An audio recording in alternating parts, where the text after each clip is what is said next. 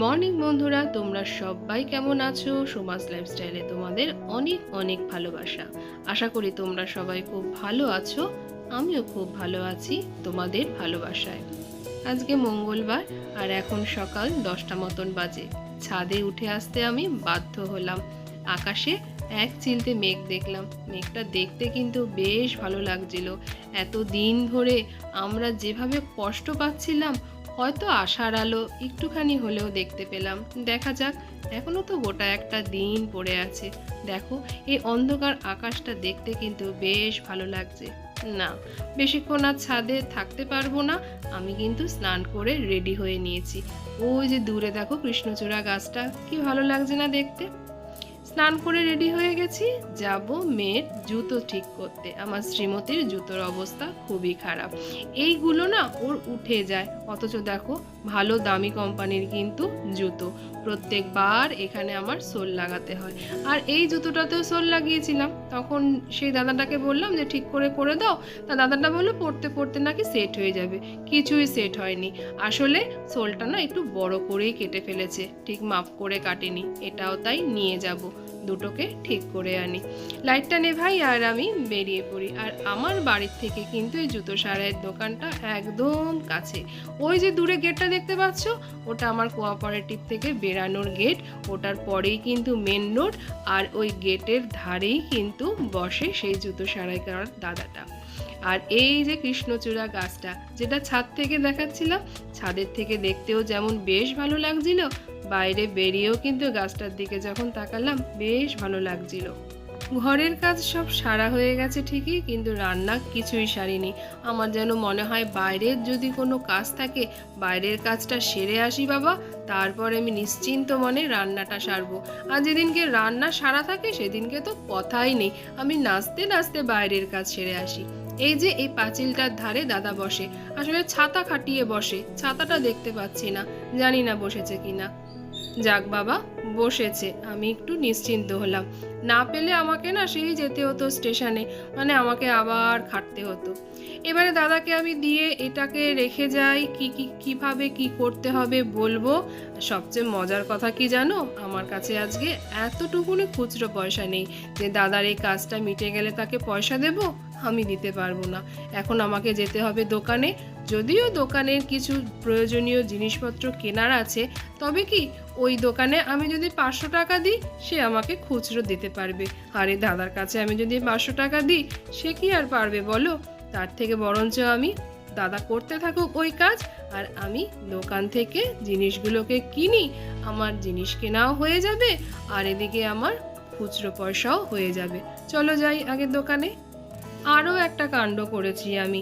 বাড়ি থেকে যখন জুতোগুলো নিয়ে বেরালাম, প্যাকেটটা তো ভালোই দেখলাম। যেই মুহূর্তে আমি দোকানে দিলাম জুতোটা, ধূপ করে প্যাকেটটা ছিঁড়ে গেল। আসলে প্যাকেটটারও জানো তো অনেক বয়স হয়েছে। ভাগ্যিস ও রাস্তার মাঝখানে ছিঁড়ে পড়েনি, একেবারে দোকানে ঘটনাটা ঘটেছে। আমাকে এখন আবার দেখতে হবে দাদার কাছে জুতোটা ঠিক হলো কি না। খবর নিয়ে আমাকে আবার বাড়ি যেতে হবে। 1টা বাজে, বাড়ি আমার একদম কাছে। যাক গিয়ে দোকানের জিনিসপত্র নিলাম। 2 প্যাকেট মুড়ি নিয়েছি, একটা পাউরুটি নিয়েছি, আর শ্রীমতীর জন্য একটা রেড ভেলভেট কেক নিয়েছি। এবারে এগুলোকে নিয়ে আমি এখন যাই আগে দোকানে, হয়েছে কিনা দেখি। আর তারপরে আমি আবার যাব বাড়িতে প্যাকেট আনতে। জুতোগুলোকে তো নিয়ে যেতে হবে, হাতে করে তো নিয়ে যেতে পারবো না। এসে দেখি দাদা শ্রীমতীর জুতোটাই ঠিক করছে। তো দাদাকে বললাম যে তুমি তাহলে তোমার কাজটা করো, জুতোটা ঠিক করো, আমি বাড়ি থেকে প্যাকেটটা নিয়ে আসি।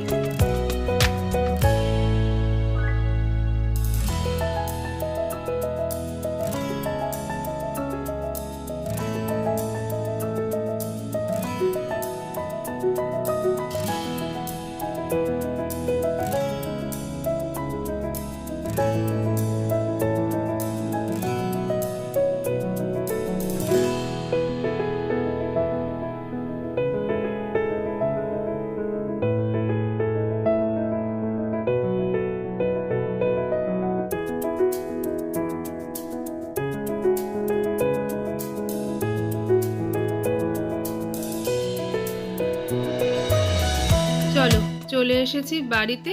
আর যেই মুহূর্তে বাড়িতে ঢুকেছি দিদি বলল ওয়াইফাই এর কানেকশনটা তুই একটু অফ কর।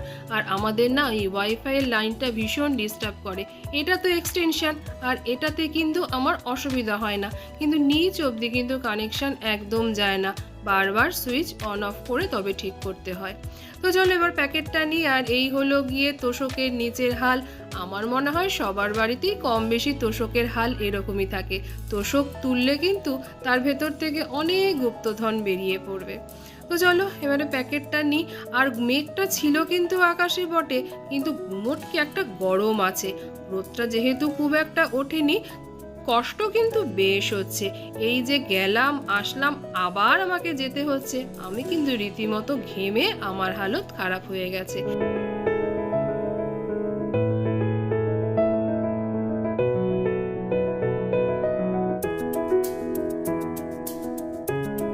শ্রীমতীর এই কালো জুতোটা স্কুলের, এটা একদম ঠিকঠাক হয়েছে। আর এই যে এই জুতোটা, এইটা না ঠিকঠাক ঠিক মতন হচ্ছেই না। এটাকেও কেটেছে দাদা, কিন্তু তাও ঠিক হচ্ছে না। তখন বললো তাহলে আমি এটাকে পেস্টিং করে দিই, আর কোনো অসুবিধা হবে না। বাড়িতে যখন আবার গেছিলাম প্যাকেট আনতে, তখন শ্রীমতীকে জিজ্ঞাসা করলাম তুই আজ পেটাই পরোটা খাবি, আজকে কিন্তু দোকানটা খোলা আছে। শ্রীমতী দেখলাম এক কথাতেই রাজি হয়ে গেল। আজকের ব্রেকফাস্টটা একটু অন্যরকমই করলাম আমি আর আমার শ্রীমতী। তো এখান থেকে পেটাই পরোটা নেব, বাড়ি গিয়ে গপাগপ খেয়ে তারপরে রান্নার কাজে হাত দিয়ে দেব। আর এই পেটাই পরোটার সঙ্গে এই দাদা দেয় ঘুগনি, আর তার সঙ্গে দেয় একটা বড় আলু। আমার শ্রীমতী ওই বড় আলুটা খায় না, সেটা খাই আমি।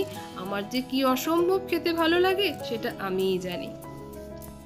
তো চলো ব্রেকফাস্ট তো হয়ে গেছে, আর আমি কিন্তু স্নান করে গেছিলাম, তোমাদের তো বললাম। আর আমি আমার যেটা কুড়েমি ড্রেসটা কিন্তু আর চেঞ্জ করিনি, এমনিতেই ঘেমে গেছি। আবার এই যে রান্না করব আবার ঘেমে যাব।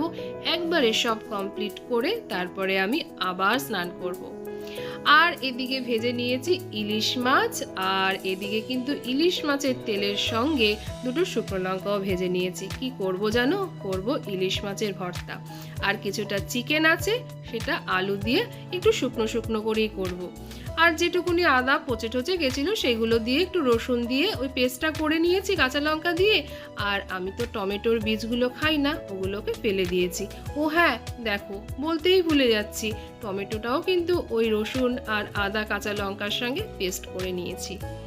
আজকে কি জানি কেন ইলিশ মাছ ভাজাটা আর এমনি খেতে ইচ্ছা করলো না, ইচ্ছে করলো একটু ভর্তা করে খেতে। কোনোদিনও করিনি জানো তো, তাই জন্য আজকে ভীষণ ইচ্ছে জেগেছে ইলিশ মাছের ভর্তা করব।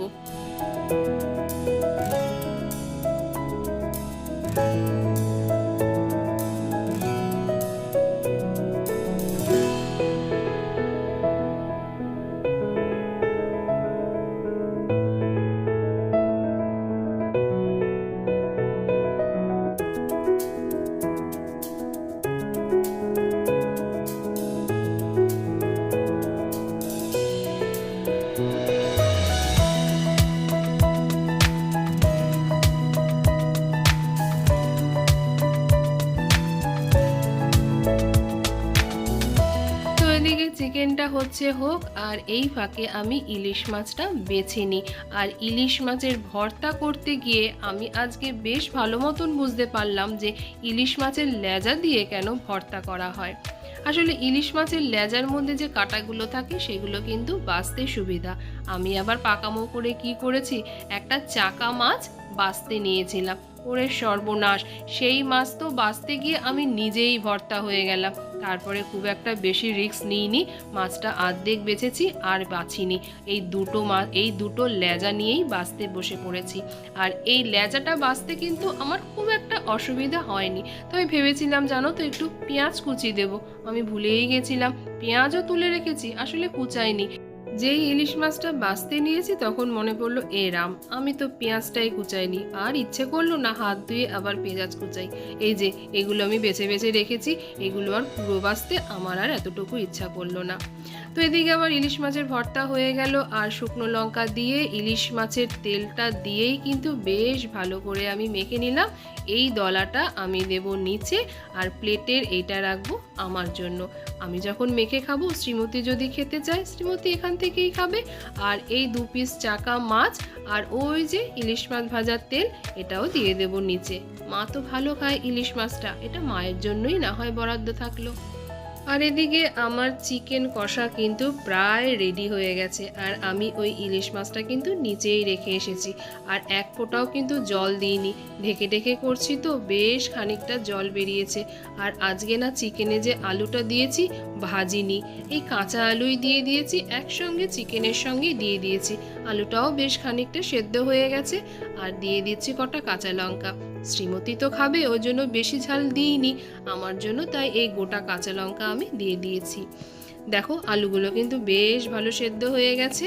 আর আজকে না ভাবছি এই চিকেন কষার মধ্যে একটু গন্ধরাজ লেবুর রস দেব, একটু অন্যরকম হবে খেতে। এ বাবা, লঙ্কাগুলো বেছে দিলাম আর এটার মধ্যে একটা ডাঁট ছিল, আমি খেয়ালই করিনি।